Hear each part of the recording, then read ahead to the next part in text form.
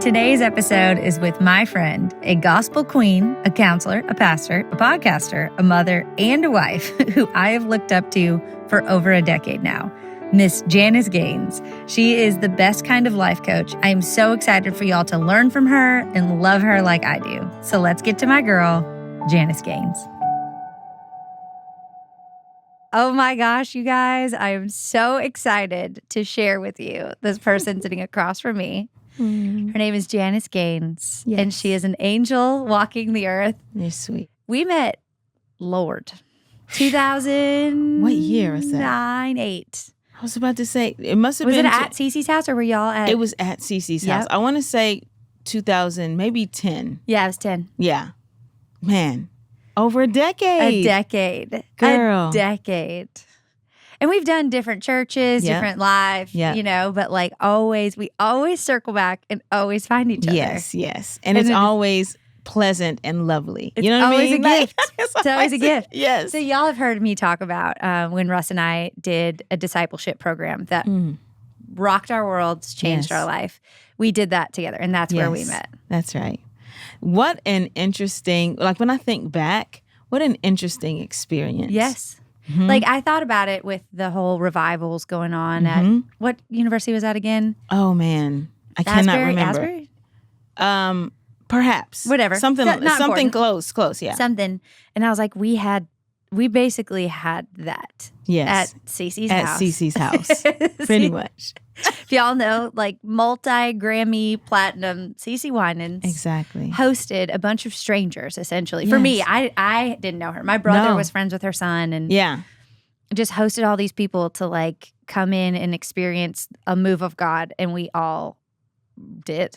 There were like 80 of us in her living room in fold-up chairs. And it was wild. Like that's wild. Think about that now. And it was such a sweet thing. Now looking back, I'm like, I see why God did what he did. Yes. Because in this climate, down here, you're in the Bible Belt, right? Yes. Everyone's a Christian. Yes. Bless the Lord. Bless the Lord and bless your heart. Bless your heart. But like, I personally hadn't experienced the move of Holy Spirit like that. Never like that before. No. I had, I grew up Methodist and Seventh-day Adventist. I know that sounds weird, but my dad has always been a Methodist minister, and my mom, for a time, she's a minister of music. For a time, she joined the Seventh-day Adventist church in order to get paid more on the weekends. I mean, I can't be mad at the hustle. So we were both.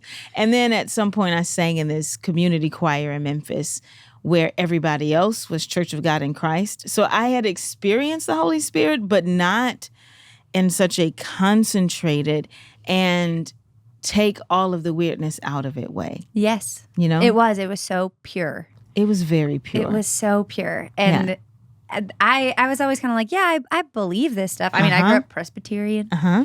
And I was like, okay, I don't like, gifts of the Spirit. Where's your interpreter? Like that kind of vibe. Yes. And which is all good and great, and I'll never forget, I had Elderberry was there. Oh, I love Elderberry. Angel man. And I had been in college with Daniela, a mutual friend. And I'll never forget, we were sophomores in college. And I was like, I don't know what it is. I just know people's motives. And she was like, well, be careful with that. Like, you're judging people. I was like, well, I don't want to do that. So I just ignored. I was like, well, I'm not going to do this because I'm judging people. And they created a space for us to just like walk around, pray for someone. Do you feel like God is saying something? Like, allow the Spirit of God to say something to you.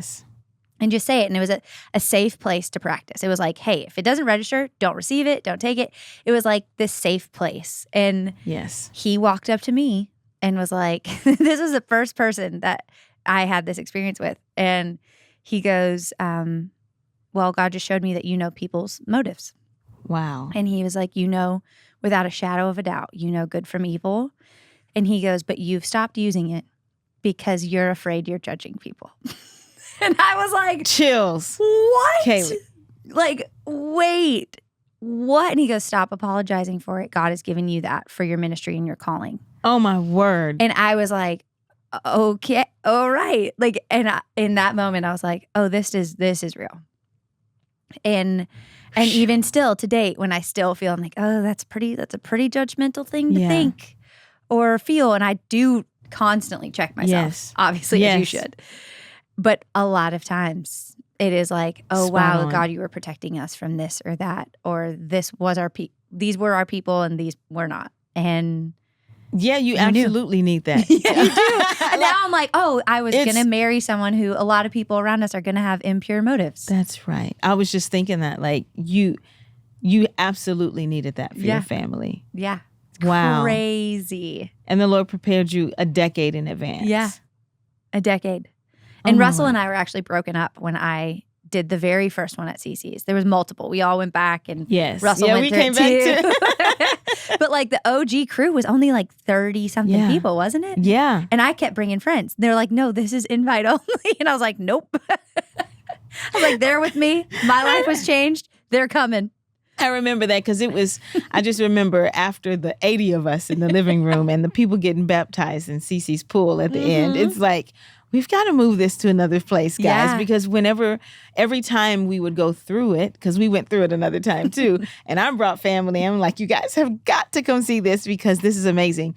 It would just get 3 times bigger because you experience it and you think, I know at least 2-3 people who would love this. Yeah. So it magnified every time, that many times. Yes. Okay, I did not know your dad was a pastor. Yes. And then you went to seminary. I did go to seminary. Following in Pop's footsteps over here. And not even on purpose. I think the thing I told God, because I went to Oberlin College in Ohio. And as I was finishing, I was like, okay, God, what's the next step? Because I've come to realize I have a touch, at least, of ADHD. You're very at home here, but so does my husband. I feel very comfortable with people who have ADHD. I'll keep us on the rails today. Maybe not, though. You. I have a touch, too. I think I've yoked with his ADHD. I don't know that I always had it, but I think I do now. Oh, I certainly do. And I've come to recognize it. My older brother, John, is probably full on. He has not just a touch, but the whole hand. And so I've never thought of myself as having it. And then I realized, like, oh, I do read paragraphs over and over and over again. Yeah. But anyway, so I was finishing college and I didn't really have a plan. And so I was like, God, what do you want me to do? And he said, I want you to go to seminary. And I literally responded and said, but old guys like my dad go to seminary. Not I. Not I. I'm fresh out of college, a young whippersnapper. He was like, girl, get on over there. So I went. It was great, though. It was absolutely great. And is that so? We are also team therapy around here. Yes. We talk a lot about Porter's Call. Yes. Where you have been involved. Yes. And helped people with their lives. Yeah. Do you want to share what that's like? Did you go to more schooling or did you? I got schooling. I got counseling in my Master of Divinity degree. Yes. And Porter's Call is an amazing place. I have recently stepped down from my time there, but we are still in great relationship, and we have an understanding that I am a resource for them always because I adore them, the people and the organization. But it was amazing. So what was unique about it for me is I sing gospel music, right? Or teach the Bible, but all things on a stage. Yeah. But Porter's Call allowed me to sit down with people one-on-one and listen. And it's a muscle that an artist doesn't have to work. Yeah. It's a muscle that an artist does not have to work. Should work still, especially those of us in relationship. But it was life-changing because I realized it's a part of how I realized how to articulate my actual calling. And I am called to be used by God that people might be healed. So if I'm singing, that's the goal. If I'm teaching, that's the goal. If I'm sitting one-on-one in Porter's Call, that's the goal. And so it was just like realizing, when I would see the light bulb come on in the person across from me, it felt the same as singing an amazing song on stage. And I was like, I didn't know that would feel the same kind of way. Yeah. But it did. So my time there was awesome. Fell in love with the people I got to work with and all the people I got to listen to and journey with. and just an incredible privilege to be able to hear people's stories, honestly. Yeah. So Porter's Call, it's one of those things that I'm like, I just wish everyone on earth could have this. Yes. It's a dream. Yes. It's an organization here in Nashville that takes care of artists and those who it's their profession to be seen and on a stage, essentially. And it's so refreshing for us, at least, because I think if we went to a regular therapy, counseling, something, it'd be like, well, your life is this way, and like we understand that you feel like that or this or that, and they kind of put people on a pedestal. Yeah. It's easy to do. And not there. It was like everyone is on the same. It's like you are first and foremost a child of God. Yeah. You are a husband and a wife. That's right. You have a job, but that is not who you are. That's right. And all these different things that are very good for everyone in the spotlight to be told. Yes. And everything about it has been so healing. We started doing the online Zoom stuff in 2020. Yeah. And because I was like, I don't know what Pandora's box we're about to open, and we have time at home, so like, let's do it. That was brilliant of you. I mean, that's let's see. That's pretty brilliant. I don't know how that popped into your head. Also, doomsday of me, like that. I'm like post trauma, like past trauma. That I'm like, what am I about to uncover? Which was truly nothing. Which was so sweet. Beth is our girl. She's amazing. She's was my porter before I was a porter too. And I want you to explain what a porter is in a second, okay? Because it's amazing. But anyway, it's my own past trauma for sure. But Beth looks at us. She goes, "Guys, think you're doing pretty good." I was like, you have no idea what a relief that is. I was like, obviously, she's like, I mean, obviously we have stuff to talk about. Yeah. She's like, but overall, I think we're okay here. And I was like, just like such a relief. She's like, I can tell you've done the work on your own. And, and like we say, like everyone doesn't have access to Porter's Call, but you do have access to the Spirit of God, who's known as the counselor. That's right. And 90% of the times I've been called out in my life, it was Holy Spirit as that counselor. It wasn't someone else. No, for real. And he's the best because he's gentle and kind, non-condemning. That's right. That has happened to me where, you go and you're like, okay, Lord, I just want to worship. I just want to be in your presence. And he's like, knock, knock. Knock, knock. There's this little thing I want to talk to you about. And it's like, that was the thing. Mm-hmm. That was the thing.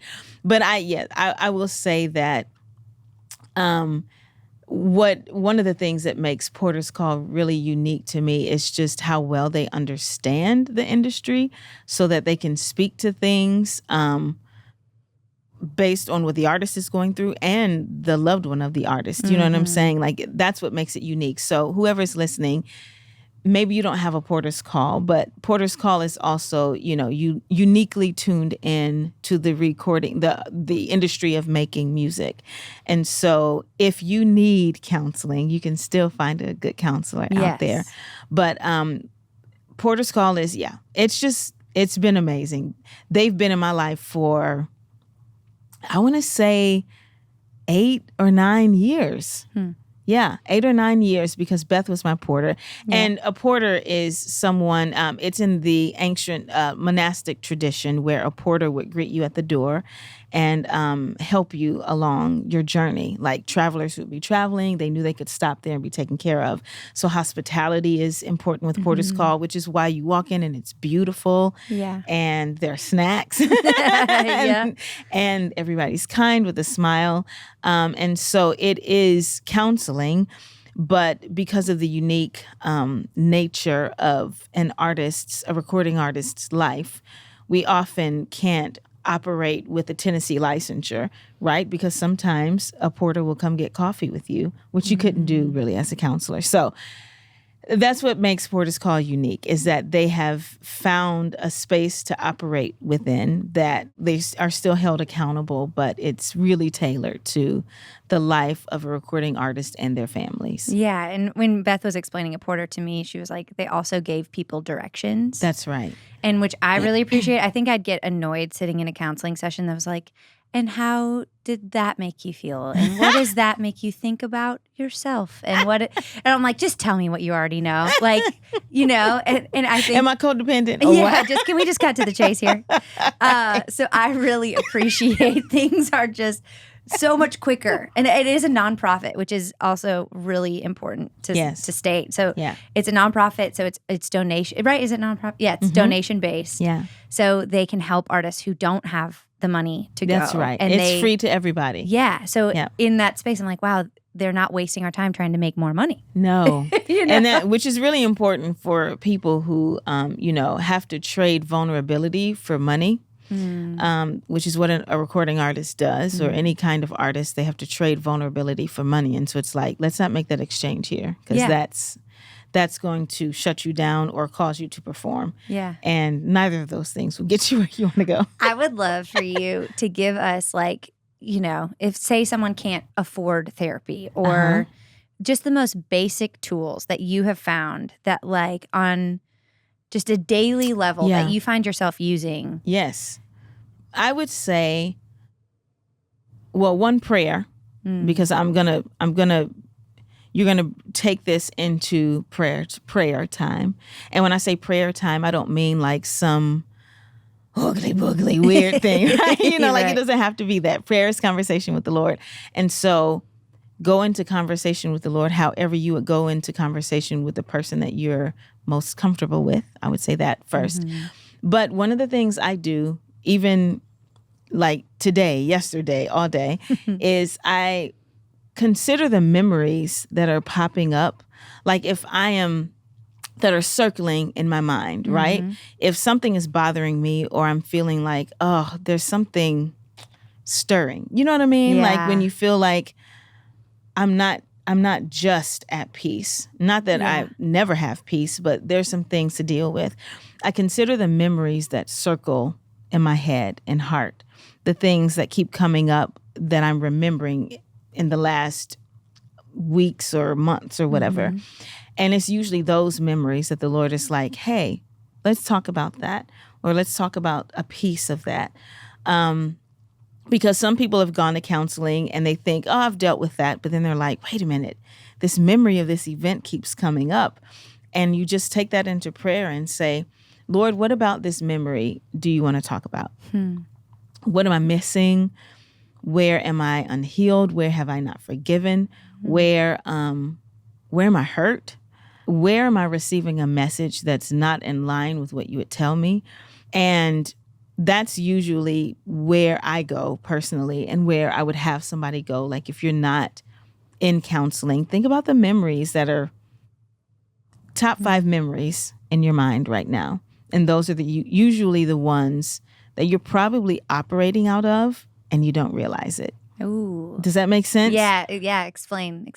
Like, I was thinking about this childhood memory was circling, and I was like, Lord, what do you want to tell me? Because I've talked about this memory in counseling, and, I'm pretty sure the other players involved don't remember it. So what do you want to tell me? And there was just a core sentence that I ended up realizing, and I realized it was triggered by seeing some family members do something together that I wasn't invited to. Now, I wasn't like disinvited. It's just, I wasn't invited, right? And it's a normal thing. It's not like, hey, I normally go on that trip, but it was like, felt kind of left out there. And then that memory started circling, and the Lord was like, you feel like you have to pursue every relationship and people don't pursue you. And let's deal with that, because that also can turn into a little bit of rejection. So let's talk about that. And that's what we did.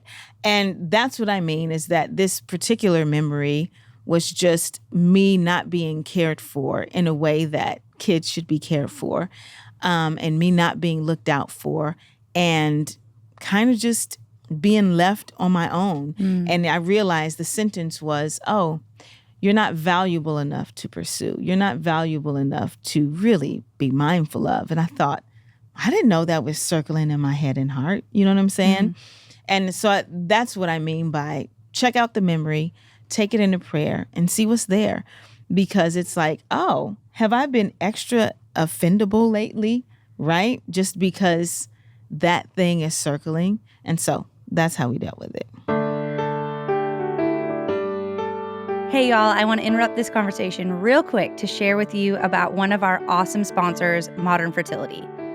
I haven't always been great about planning ahead. We're last-minute trip bookers and last-second packers. We aren't exactly the 5-year plan type. But when it came to kids, I did have a plan. I just didn't know how to plan for what I didn't know. I didn't want to wait for the right time just to find out we were going to have to wait for other reasons. So that's where Modern Fertility comes into the picture. They've created a simple, affordable, and incredibly convenient way to understand your fertility hormones from the comfort of your home. With Modern Fertility, all it takes is a quick finger prick, then you'll mail it in using their prepaid label, and just within 6 business days, you'll receive your personalized results. These results give you valuable insights into your hormone levels, and it tells you if you have more or fewer eggs than the average for your age, along with other crucial factors affecting your fertility. The best part, Modern Fertility dives deep into what each hormone means. Oh, and one more thing. You can often get reimbursed for the test through your FSA or HSA. It is a win-win. Traditional hormone testing at a fertility clinic can cost over $600, but Modern Fertility tests the same hormones for only $179. And guess what? You can save even more. Right now, Modern Fertility is offering our listeners $20 off the test when you go to modernfertility.com/Kailey. That means your test will cost $159, which is a fraction of what it would cost at a fertility clinic. Get $20 off your fertility test when you go to modernfertility.com/Kailey. modernfertility.com/Kailey. Hey there, my people. Let's talk about children's vitamins. Most of them are nothing but candy in disguise, packed with sugar, unhealthy chemicals, and gummy junk that I always wondered if it was actually beneficial to my kid. That's where Hiya was created. The pediatrician-approved, super-powered chewable vitamin is a game changer in kids' nutrition. Hiya fills the gaps in modern children's diets, providing the full-body nourishment our kids need. It's formulated with the guidance of nutritional experts and packed with 12 organic fruits and veggies. But here's the magic. It's supercharged with 15 essential vitamins and minerals, including vitamin D, B12, C, zinc, folate, and so many more. It supports immunity, energy, brain function, mood, concentration, teeth, bones, and more. Hiya is the real deal. Non-GMO, vegan, dairy-free, allergy-free, gelatin-free, nut-free, and everything else you can imagine. It's designed with kids of all ages in mind. Remy is obsessed with Hiya. They are not just vitamins, they are his daily treat. It is truly the first thing he asks for every single morning, and I have to tell him he cannot have more than he's supposed to have. Every single morning. And let's not forget, the stickers that come with the first order is a fun little bonus for the little ones. Remy points at the bottle every morning and says, "It's my name." It is adorable. So if you want your kids to enjoy their vitamins while staying healthy, check out Hiya. We've worked out a special deal with Hiya for their best-selling children's vitamin. Receive 50% off your first order. To claim this deal, you must go to hiyahealth.com/coffeewithkailey.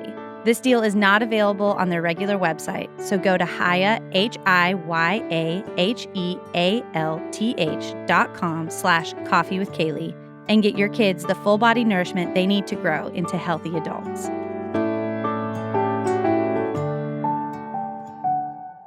I think that's such a relatable thing. Yeah. Like, everyone has had a memory at some point of not being invited. That's right. And especially, like, I can't imagine how kids in high school and all that are dealing with, they're seeing it real time. That's right. I didn't find out what everyone did until Monday. Right. That's right. Like, they're seeing pictures from the party real time. Yeah. Which, honestly, I probably would appreciate because, like, I always tried to, which we can dive into, but yeah. I would try and hide that it would hurt my feelings. And so if I had a heads up. Yeah. That I could have, like, dealt with it yes. on my own. Privately. Yes, and then been, quote unquote, unbothered in real life, even though I was so bothered. So bothered. Yeah. So bothered. Mm-hmm. But what would you say to people who feel that rejection or not pursuit? Like, what did the Lord say that helped? I think he did remind me that he has pursued me since before I was even aware that I was with him, right? Before I heard his call and responded, because I remember being at the tent revival, summertime, in a school auditorium, not a tent, but it was still called tent revival because it was summertime. And I did not want to go. And my mother was playing the piano and I was like, fine. I'll go sitting there like all the way in the back because I didn't want to be bothered because I was probably like 11. And I was just like, when will this be over? Hurry up. But then as the preacher was preaching and he was saying, God loves you.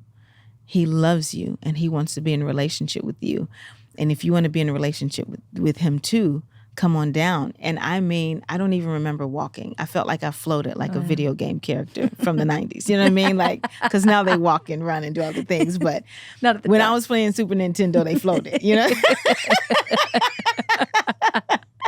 And I just floated on down there like, I desperately want that. But even before that, the Lord was saying, I pursued you. I led you up to that point. And you don't have to worry about anybody else pursuing you because I have more than anybody else has to give.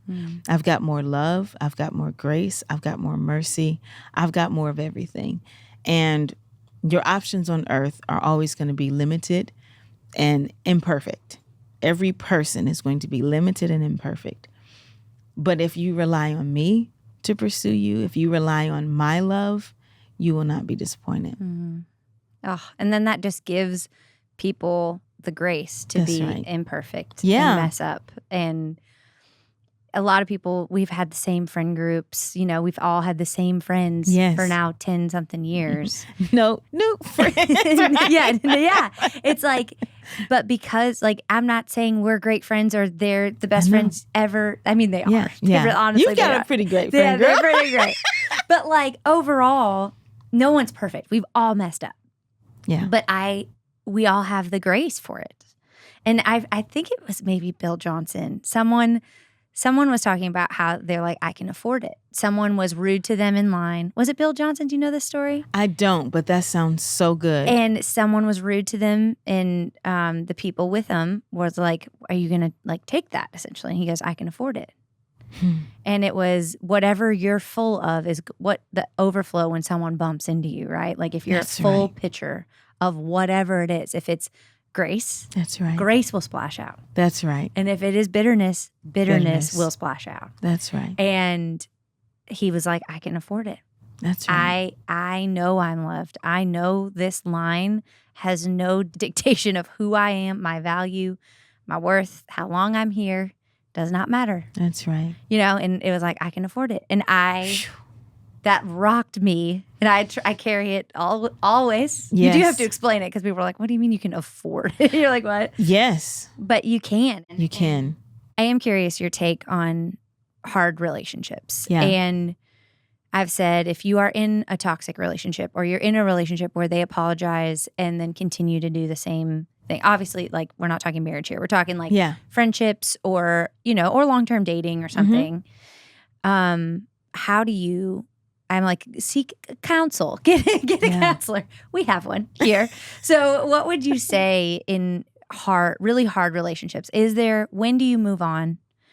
When do you stick it out? When, like, what would you say to our friends? I would say that imperfection is different from abuse. First of all, everybody's imperfect. And so we'll experience the imperfection of one another, right? But not everybody is abusive. Right. And we tend to think of abuse as this violent and physical thing, but abuse can be emotional, it can be verbal, and it has a lot to do with the power dynamic. And so, which can get complicated when you think about friendships and things like, where's the power dynamic? It's sometimes people don't have power over you, but sometimes you give power to someone else in relationship, right? Like, where do you want to go? Well, maybe I always let them make the decisions, or I always go based on their preferences, and that's giving power away. And it does create a power dynamic in the relationship where you kind of place yourself in a place to maybe be taken advantage of. I'll put it that way. Like you're always catering to them. Always catering to them. And so I would say in a toxic relationship, I would say for any relationship, abuse is not okay, right? Toxicity is not okay. Imagine, I mean, would you take a little small dose of toxicity with every meal? Like, would you take a little bit of mercury with breakfast, lunch, and dinner? It's like, no, like, right. We're getting out of toxic situations because we've been made in the image of God, and he has a standard for how we are related to. And it's not perfection, but it is certainly with respect. And I remember, oh man, because it took me so long to learn this, honestly, so very long. And I was in relationships that were just not healthy and very toxic when I was younger and in my 20s before I married EJ, the best guy in the world. Yes. He's so awesome. Love him. I know. And I had known him since 15, so I should have had a clue earlier than that. But I didn't. That's okay. We're here now. But I remember being in a relationship where my dad was communicating to me, I don't think you're being respected. And it hurts to watch. And so eventually it was those kind and gentle, like he never overstepped. I think one time he said, and this is going to like hit hard, but I was in a relationship and it was so very toxic, Kailey. I mean, I can't even explain it to you all. We don't even have the time. But I was honest with my dad. So the first thing is be honest with somebody about what's happening in the relationship and get the honest response from your community. Because if your community is like, this feels off, then begin to take small steps to hear that. But I remember my dad said to me, he said, do you know why we call a dog a man's best friend? And I was like, no, but I think you're going to tell me. He was like, because you can do whatever you want to a dog and they'll still come back for more. And he was like, I fear that you're not being treated well. And you're taking anything. Wow. And you keep coming back for more. Whew. And girl, I was like, well, I got to get out of this thing. Preach it, Reverend. Preach it, Reverend. Wow. Yes. And so, I mean, it was my ability to have a person to be vulnerable with and say, I am sad today because we had this conversation, or I am sad today because of this. And he was honest back. And not too long after that, that relationship was over. Wow. And it needed to be. I love that it was your dad. It was my dad. I love that. And imagine, I know it had to hurt him. You know what I mean? He didn't know what the result was going to be. He was like, I just got to be honest with this woman. Like, because she needs to know this is not what we prayed for you. Right. And that was happening for me in my former relationship too. And there was a lot of, and I've said it on here before, if you ever say, well, they don't know them like I do, or they don't know their potential like I do. That's right. Those are some tip-offs to it not being great. That's right. Not one person came up to me with Russell being like, we're concerned. That's right. Same with EJ. Yeah, like when it's good, everybody can see. Yeah, and everyone, when you're in the relationship, you're so emotionally attached that you can't see clearly. And if you add in any level of physical intimacy, you are not going to see. That's right. You are blind. You are flying blind, my friend. That's right. That's right. And that's one of the reasons I think God says what he says about like purity in relationship before marriage, because you're making the biggest decision of your life. That's right. And you got to see clear. And you cannot see clear when you have all these different forms of attachment. It's enough to just have the emotional attachment. That's right. And it's hard. You just can't. And so the people outside of your relationship, the people not making out with the guy are the ones who are going to tell you something's off. And I had friends do that. And but I remember thinking, but you don't know him like I do. Yeah. I say all that because I did all that. That's right. Same here. And then finally saw clearly, and all the rest is history. Thank God. Thank God. He's great for someone, but not for me. That's right. Lord bless him, but you can keep him. That's right. You know? And you and somebody else can keep him, Lord, because I don't want him. It ain't going to be me. It ain't going to be me. Oh, that's so good. It ain't going to be me. That's okay, right. I do want to get to you and EJ's love story because it is so cute. I also need to plug their podcast right now. Thank you. Because the Gaines, not Chip and Joanna. Okay, just to clarify. I brought it up the other day with Becca on the podcast, and I said, I'm having something. I was listening to the Gaines podcast, and she goes, Chip, you're having the Gaines, like Chip and Joanna on here? I was like, no, EJ and Janice. And she was like, even better. You're a fan favorite. Thank you. Of the Friend Crew. Thank you. It's called Only Gaines. Yes. And we just talk about our marriage, our life. Yes. Our love story, all the lessons we've learned in life, and how we love God. It's just us. Yeah, it's cackling. so awesome. I honestly was like, will she please sing on my podcast too? Like, wait, did I sing somewhere? Where did I you sing? would just like, you would do like a little run, like a revelation, like, I'm not going to do it. I will not take the bait. I will sing for you, Kailey, if you want me to sing for you. That's hilarious. Well, Russ, that's what Russ does. I was saying how much Janice is like Russell and EJ and I are like, this is like so funny because, you'll have some moment and you just spontaneously start singing on the podcast and it blesses the rest of us. And Russ does the exact same thing. On his episode, he starts singing Trace Atkins. Yeah. And you're like, I'm sorry, it's not going. Public domain. We're going to have to pay for this. Yeah, we'll have to work out those logistics later. Right. Oh, my gosh. But yes, y'all are just so similar. He's also an Enneagram 3, which I feel very seen and known EJ in these episodes. Is. I'm like, wow, EJ, I really see you. I really see you. How does it feel to be holding life together for your entire family? I feel that on a spiritual level as the person who's going home after this to pack everything to bus out tonight. That's right. Russell will not have packed a darn thing, not for himself. No. He does end up packing for himself. But I'm like, honey, the bus is here. It's time. Do you have stuff? Hey guys, just jumping in real quick to share with you about one of our incredible podcast sponsors, Crew. I hope you've had as much fun as I have hearing all the ways the Lord has moved in my friends' and families' lives through these episodes. I'm really thankful for my relationship with Jesus and the way he has transformed my life and so many others. But right now I want to talk about sharing that hope and joy with others through the work Crew is doing. Crew's missionaries are on a mission of love and reaching nearly every corner of our world. They're bringing people closer to Jesus, making a real impact. But there's one crucial element that they still need: Bibles in local languages of those that they serve. Let me share a sweet message from one of their missionaries. We found so many people reading their Bibles, so please continue praying for us. We still need more Bibles to distribute. So friends, let's come together and meet this need. It is wild what a small act of kindness could do in someone's life. For only $21 a month, you can provide 3 people with Bibles each and every month. When you sign up to provide 3 Bibles with a monthly gift of $21, as a thank you, Crew will provide 15 meals to hungry individuals through their humanitarian aid ministry. Plus, you'll receive one of my very own Coffee with Kailey mugs as a thank you. Simply text Kailey to 71326 to help today. Imagine how much this gift could change someone's life. So text Kailey to 71326. That's Kailey to 71326 to help now, or visit give.crew.org/Kailey. Message and data rates may apply. Available to U.S. addresses only.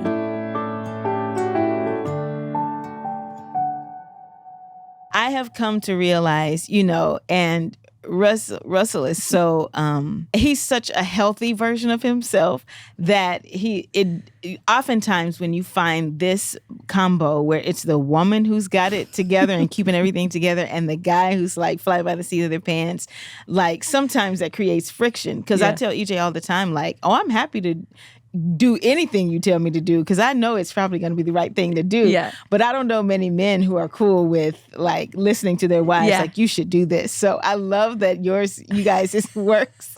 It does. And it's a great responsibility to be trusted that much. It really is. You're like, wow. But that's where I'm really thankful for, that discernment and this and that from them. I'm like, okay. And he trusts me completely. And then we have to learn there are seasons where we grow up and we realize, wait, just do that on your own and don't bring it to your spouse because then they're going to take responsibility for it. Well, and there's plenty he keeps on the rails. We just have a great division of the workload, Exactly. When it comes to anything exterior on our house, that's all him. That's right. That is just taking out the trash. I retired the minute I got married. I was like, nope, my house when he has been gone, you can tell. I'm like, I'm not carrying all that out there. That is a lot of trash. I'm like, nope, you take the trash out before you leave because this girl apparently is helpless when you're gone. I feel that way about flights and travel. Like I'm a baby. Like EJ will still, like I have to travel in August and it's my job, my trip, and he still booked it for me. Yeah. He still did. I'm like, I'm so spoiled. It's so good though. See, there's hope, guys. If you're in a relationship that everyone around you is like, please leave this guy in the dust. Like there's somebody better. There's somebody. Yeah. Okay, so you and EJ It's so freaking cute. You were like high school sweethearts, essentially, but you didn't get together in high school. Right. So we were 15 when we met and it's going to be funny, but it's okay. It's a math and science program. A lot of people like to say math and science camp, whatever. But we were nerds and we liked math and science and we did it well. And so we went to this program and it was in Massachusetts. So EJ's from Chicago and I'm from Memphis. And it was like a scholarship program to go to Phillips Academy in Andover, Massachusetts for 6 weeks for 3 consecutive summers. So the summer after our 9th, 10th, and 11th grade. So 15, 16, and 17. And so we met there and just became like the best of friends. And I just thought this guy he's awesome. But I also thought you don't date your best friend because then if it doesn't work, Yeah. You don't have a best friend. High risk. high risk, high reward, but also high loss. That's right. And because most of the relationships around me and close to me had ended in loss and divorce, I just thought, let's just be best friends. I don't know what's going to happen in the future, but, let's be best friends. And he pursued me for years. He's right. I'll just leave it there because he's not here, so I get to tell the story. And he pursued me for years. And eventually, I think I was dating this guy who was not awesome. But I Same thought, not awesome or different not awesome? Same not awesome. Okay, same not awesome. But I thought at one point, I guess the next step is marriage. And my whole community was like, oh, Lord, please no. But I thought if that's going to be the case, it's inappropriate because EJ and I were very close. I would tell him anything. He knew all my business, all my business. And I knew all his. And so I remember telling him hey, I might be marrying this guy. And if I do, it would be inappropriate for us to be this close. So we should probably start setting up boundaries, which is hilarious considering I wasn't setting boundaries with the actual crazy person that I was dating. Oh, the irony. Yes. Oh, the irony. Yeah. So then he's like, fine. That's fine with me. The Lord showed me you were an idol anyway. I'm out. We could be regular friends. And then I was it started to occur to me in the weeks after that, wait a minute. I don't want to not be friends with EJ in order to be with this guy. This guy's, he doesn't fill the friend space nearly enough in order for me to leave EJ behind and choose him. So that was pretty much the beginning of the end. Oh, no, I don't like him enough to not be friends with my friend. And so then I decided I had broken up with the guy and it was Christmas break coming up and I was headed to my dad's house and I thought I'll just grieve this relationship at my dad's house, just be done with it forever. Because I had already made the decision, but I knew the detaching is going to be painful. There will be tears, and that's fine. So I grieved at my dad's house, a safe place that Christmas. And then I was traveling the next month. I realized, I need to be with a friend who knows me and I know them and they've known me for a long time. And that was my friend Chawnetta. She lives in DC now, but she was in Jersey then because she was finishing her PhD at Rutgers. Very, very smart woman. Right. But she was also at this math and science camp, right? So this is a lot of superstars came out of this math and science. She's certainly a superstar. So she was our mutual friend. And I was like, I just want to visit you and hang out with you for a weekend and just be with somebody who I love and who loves me. And she's just my friend. And so she said, yeah, come visit me. I can't wait. We're going to have so much fun. She said, here's the catch. I have a class for a certain amount of time that Saturday. So I've asked, and back then we called EJ Beanie. I am now calling him Beanie from That's right. Forever. Because forever. Our nieces and nephews, they didn't know his name was EJ. They was just Beanie. See him at church on Sunday. What's up, Beanie? That's right. He's my guy. Laugh. He's going to laugh.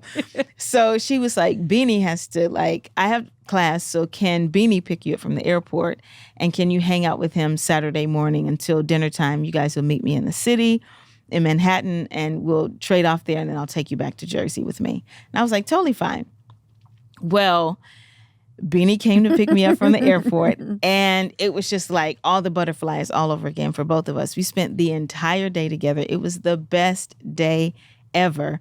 And then, like a rom-com. You're running around New York City. Totally. So totally cute. Watching Dreamgirls the movie, like listening to music and hanging out. And then we took a train ride into the city, and somehow by the end of that train ride, we were together.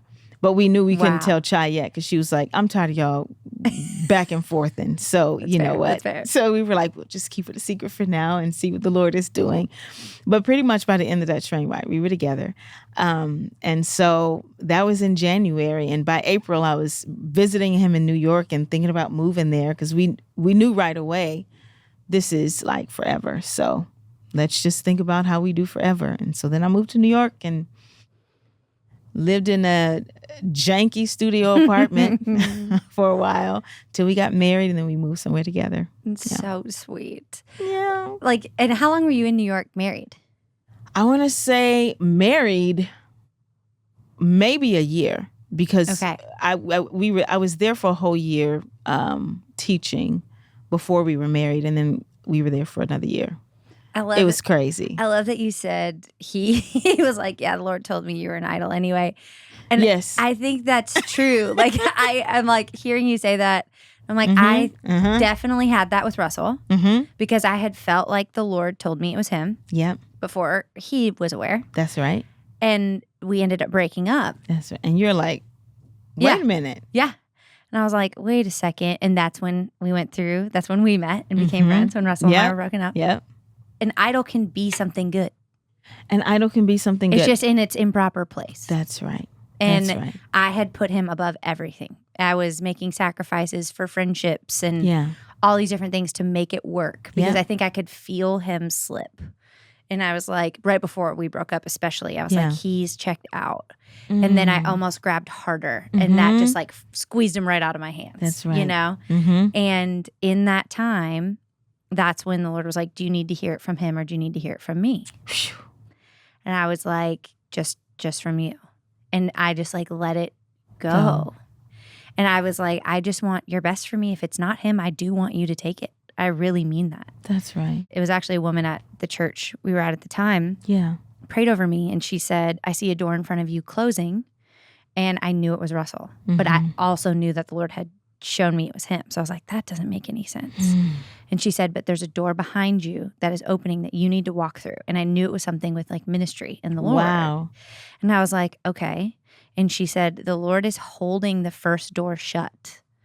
Like the angels are holding it shut until it can be fully appreciated. Whew. And Chills. I was like, okay, I don't know what this means. And then I think he broke up with me like a week later. And I was like, all right. And then my brother was like, hey, Alvin's doing this thing at his house. Do you want to come with me? And I never would have said yes if we were together. Really? Yeah, because he was already touring. Wow. And so I would have been like, no, that many nights in a row, I need to see Russell when he's home. And I literally wouldn't have gone. Oh my word. And I went completely alone, and the Lord met me there and was like, I am enough. And I was like, who are you ever? And I was rocked. So that when I came back out of that, I was different too. Yes. Like I can be like, Russell was silly and he wanted to chase down all these dreams and thought he was going to marry Taylor Swift or something, you know, like good luck. Go get her, you know, Lord bless her. We love her. We love Taylor. But not obviously not Russell's person, because I am. Okay, sorry, he's taken. Yes. But I needed it too. Like it wasn't just him, and I became a different person in the best way. Like my security was set. That's right. I wasn't looking for someone else to give me security. That's I had it. That's and my ambitions were like, I just want to do what you want me to do. I don't care what it looks like. You know, and everything changed. And that's when I learned about praying in the Spirit and all these different things. And I was like, well, I'll just give it a go, see what's going on. I'd like put on music so I couldn't hear myself pray. Yeah. All this stuff. Know. You know, I told you, grew up Presbyterian, you know, like, I don't know about all this. And then, but I kept praying. I was just so tired of praying the same prayer. Like, God, if it's your will, bring him back. If not, keep him. And I was just so tired. I was like, fine, I guess I'll just pray.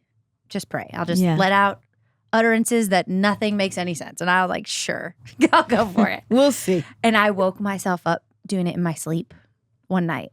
And I was like, oh, this is real. I'm like actually interceding on something. I was like, this is intercession. Like, this is going in. I was like, all right, okay, all right. This makes no sense. Ain't that like you to make us do something that makes no sense? Like, let's humble ourselves completely. Yeah. And so we got back together, and he'll even say, he was like, you were a different person. Like, all my insecurity, is not, it ain't cute. It's not cute. Insecurity ain't and it's cute. not hidden. It's kind of like, I've been several sizes in life, and when you gain weight and you want to put on the looser things, it's like, honey, you're not fooling anybody, girl. Yeah. Go ahead and put on clothes that fit. Yeah, right. Because everybody can see it. Yeah. Everybody can see those insecurities, and it's not, nobody has to be ashamed, but it's like, go ahead and bring those to the Lord. The one thing that plays in my mind oftentimes when I think about my insecurities and how I want to let them go as I learn of them, right, was I was watching this Oprah show one time, and it was after Michael Jackson had passed. And so she was interviewing his mother, Katherine Jackson. And, I feel like, at least from the viewer standpoint, Oprah and Michael Jackson had a weird relationship in the sense that she would ask him things that he didn't want to talk about. And it was just awkward sometimes, right? And he had always denied having any plastic surgery. And it's like, just like in the 90s, black girls didn't talk about the wigs. You know what I'm saying? We're doing it. We're talking about it. It's 2023, So she's interviewing Katherine Jackson, and she says, because they had started to talk about the things that you can tell were changed on his body once he had passed, because somebody leaked it, of course. How rude. But she said, well, now we know that he had gotten all those things done. So what do you say to that? Why would he lie to us? And Katherine Jackson, with the brilliance and the calmness and the kindness and gentility of a mom, she just goes, well, he was embarrassed.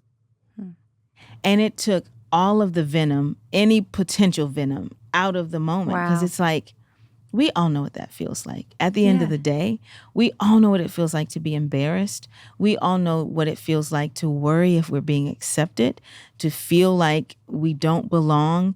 Everything anybody can feel insecure about, we have all felt it. Yeah. And it's this, we have this idea that we get to call people out on their insecurities, and which then doubles back on us, because then we feel like we can't let anybody see our insecurities or they might be called out. But the reality is we will all, for the rest of our lives, be grappling with something that forces us to remember that we are made in the image of God, and we are completely accepted. We are completely loved. We have been found. We have been pursued. We have been lavished with grace, so we can afford to spend grace on others. And all these things that life kind of chips away at, and we have to use spiritual disciplines like prayer and worship and reading the word in order to remember. I mean, the word remember is in the Bible so many times because God knew we would be prone to forget. But it's just like we all have the opportunity to remember again and again. And if that's the case, we can take it easy on others and we can take it easy on ourselves, You better preach. Reverend Mrs. Gaines. I'm like, that's the mic drop. I think our episode is done. I think there's nothing else to say after one of the most concise, freeing. So funny. But it's real though, right? True. It's true. I remember seeing some interview that Megan Fox was talking about all of her insecurities about her body. And I was like, excuse me, ma'am. You have some? Yeah, like how? And I think it was just a sobering reminder, like, it doesn't matter who you are. That's right. It does not matter how you look. We've all got it. We've all just got to be kind to ourselves. That's right. And to each other. That's right. And for us believers, it is not an eye for an eye because we can afford it. That's right. We don't need a pound of flesh. A pound of flesh has been given once and for all. Whew. Amen. Thank you. We're ending on that. Wow. Thank you for being here. Thank you You for are having just me. such a treasure. You really So are. are you. I love you and I your love husband you. so much. We love you guys. Let's so go very have much. a double date. We shall. Let's do it.